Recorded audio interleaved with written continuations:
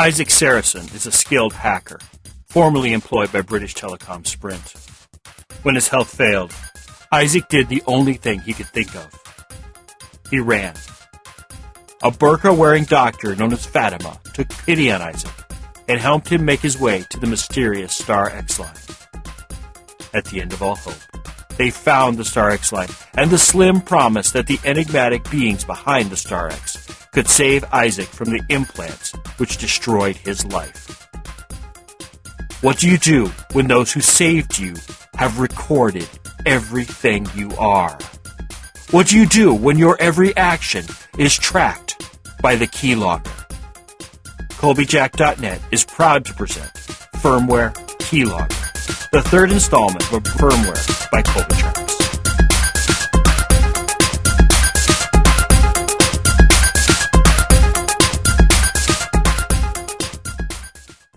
Episode 45. I stood stock still as I tried to grasp what she was telling me. After a long time, I spoke. Did I hear that right?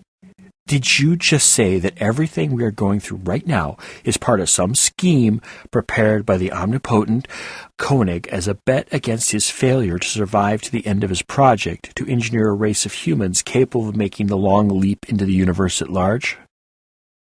You forgot omniscient. Eleanor prompted. I didn't forget, I snapped. Omniscience is impossible in a universe with free will. But if the universe lacks free will, you will admit omniscience? Eleanor teased. No, I will not, I answered without a thought. So sure of yourself, Eleanor chided. As long as there are rounding errors in a simulation engine, it will remain impossible for a simulation of any complex behavior to be 100% accurate. There are just some things you are always going to have to guess about when making a prediction. I was getting angry and didn't understand why. This was something I hadn't expected, and I couldn't stop it from building. It's been tried for centuries using processes as simple as double pendulums in a normal environment, and there is always some bit which goes wrong. Slow down. No one's arguing with you, Eleanor said. I ran along my logical path like a train on a track, Eleanor's words unacknowledged. I am more complicated than double pendulum. There's no way Koenig could predict what I was going to do, much less the several thousand versions of me and my brothers in the city at large. For some reason, the idea of Koenig controlling my behavior bothered me more than the idea that he was manipulating the world to get what he wanted. Virtual immortality among the stars. Tens of millions, Eleanor said blankly. Tens of millions of what? I asked, suddenly thrown off balance. Eleanor laughed her fairy laugh. You, silly, or rather shards of Isaac. I'm starting to understand you and your progenitors' use of religious naming protocols. For the children of Isaac are like the grains of sand upon the beach, endless and varied. She shook her head like a horse celebrating a successful race.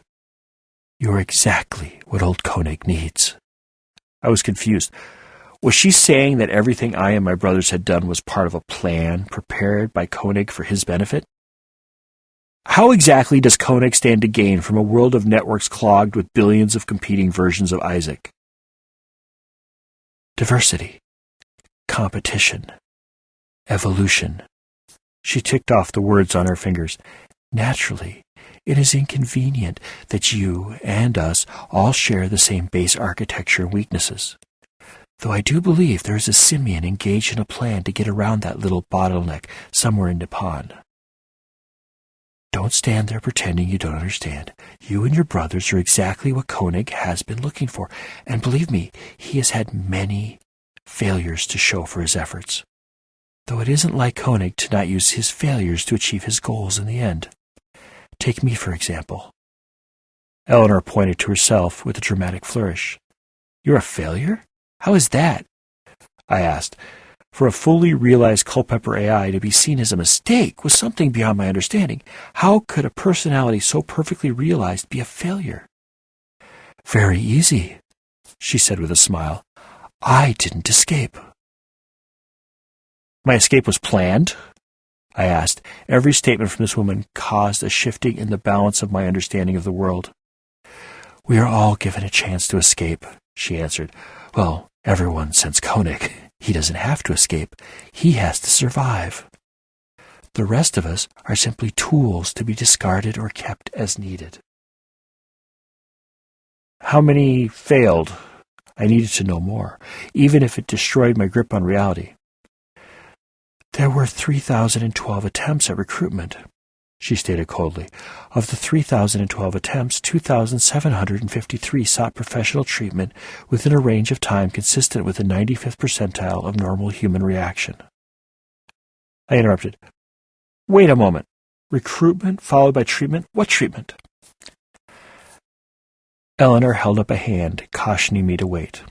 Of the remaining 259 individuals, 220 were found to suffer from mental illness, which made their use as a Culpeper AI negligent at best. Of the remaining 39 individuals, Isaac Sarason was the last. What do you mean by last? I asked. There were too many paths for mine to run down. Why was she telling me all this? What did she have to gain from revealing the man behind the curtain? While the recruitment infrastructure will remain intact, as it has other uses which... She paused and glanced at her hands before continuing. She must have skipped a name, or maybe it was redacted, for when she continued she made less sense than before. Has found to be very useful to the completion of their objectives. Needless to say, the process of screening applicants by StarX will be brought to a close, which will require a high level of coordination in order to retain talent while weeding out those individuals. She broke off again, as if she were marking a word which wasn't there. Has found to be detrimental to retain, but can't release into the general employment market. She smiled at me and asked, So, where do you want to start? I didn't know what straw to grasp. Which way should I go?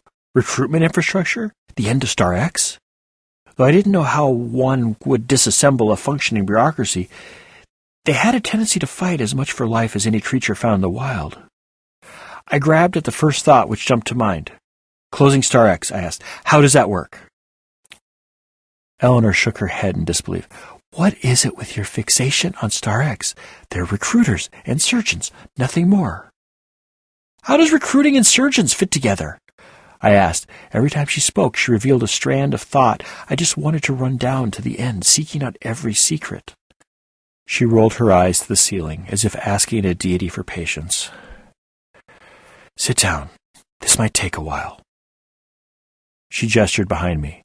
To the side of the hearth sat an ancient school desk. It was of the variety where the desk and seat were one piece. It was scaled to my current form, though once I sat within it, I felt as small as I had when I first sat in a desk exactly like this one back at St. O'Hay's.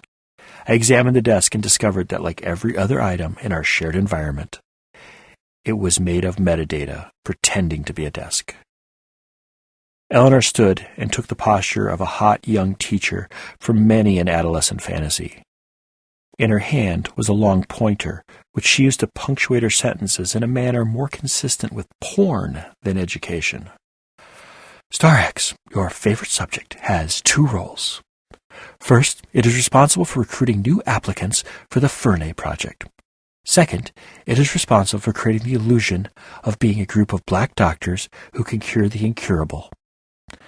These roles are complementary. Eleanor turned toward a blackboard which had just appeared behind her. On it was a detailed schematic of an intracranial neural interface system, and within it was a cloud of metadata. She pointed toward the neural interface rig, and it twisted on the slate in smooth chalk animation. The first element of recruitment is a standard intracranial neural interface system. There are currently 18 different companies marketing a variety of devices which allow the user to interface directly with a computer network in a virtual environment. I interrupted. It's also used in a non-virtual manner as a counterfeit-proof method of identity verification. Eleanor glared at me as if I had been a bad boy and needed to be punished. True. In order for the interface system to achieve deeper integration into the fields where StarX does its recruiting, it has been necessary to generate systems which will not work without intracranial interface systems. The stewards have been responsible for a number of false flag attacks, which have been used to convince major corporations that the only way to secure their top-level assets is to use intracranial interfaces. Your former employer, British Telecom-Sprint, was one of our earliest successes. Lines of hexadecimal code scrolled across a box which appeared to the side of the rotating interface system. Now, the usefulness of intracranial interfaces has always been a matter of contention. In order to overcome the belief that they are unnecessary, as SenseNet systems could do the same thing without the inconvenience of surgery, we have had to manipulate society at the street level. A deep program of cultural appropriation has been utilized for decades to ensure the adoption of intracranial interfaces by those levels of society for which the use of said systems could be adopted as fashion. Eleanor continued. On the blackboard, a gang of cartoon street thugs went under the knife in order to receive their very own intracranial implants. It was your campaigns which ensured every street-level hacker thought she needed the implants? I asked, incredulous. I remembered all those movies where the streetwise hacker plugged into the master control computer and saved the day by turning the villain's systems against them. It was one of the coolest things about those movies. Even when I knew the truth about hacking, I still found them to be fun and exciting. Even now, I wish that the world of espionage they portrayed existed. It was our manipulation of the entertainment mediums which guaranteed that no street gang would take a hacker seriously unless she had our wires in her head. It wasn't necessary to convince the hackers, just the people around them, Eleanor answered. A group of chalk-outlined thugs pointed and laughed at a hacker without interface plugs as she successfully hacked into a system without them. A hacker with the plugs, doing the same work, received congratulations and rewards of gems and jewels for her work. I watched the blocks of hexadecimal streaming across the blackboard. There was something strange about the code. I just couldn't put my finger on it. Once we had achieved 75% penetration of our target market, StarX moved on to the next stage of their operation. Recruitment, she continued. A stick figure of a hacker at a workstation with a cord connecting her to her work appeared at the bottom of the blackboard. Recruitment involved 3 stages, Eleanor said as she watched the hacker girl working on what appeared to be the code for an AY143 network switch. First was illegal activity. The hacker gained access to the switch and suddenly was covered in large cartoon jewelry. As the stewards had spent over a century manipulating laws so that even the most beneficial forms of hacking were defined as crimes, StarX had a wide variety of personalities to choose from. I raised my hand. What type of hacker were you? I was a white hat. I found flaws in systems which could be utilized for nefarious purposes and proposed fixes for them. Eleanor answered. Yes, fixing broken code is a crime. Look it up. I watched as a list of illegal activities appeared on the screen of the bejeweled hacker. The list started with obvious crimes.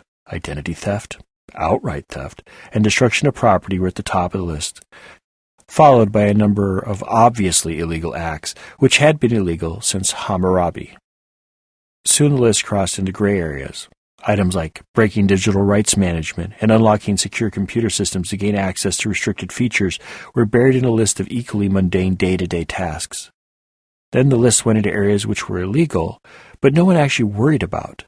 Things like breaking the security on a system in order to prove vulnerabilities in the code, possession of security bypass tools, and a million other things everyone who ever really cared about computers had done every day of their life.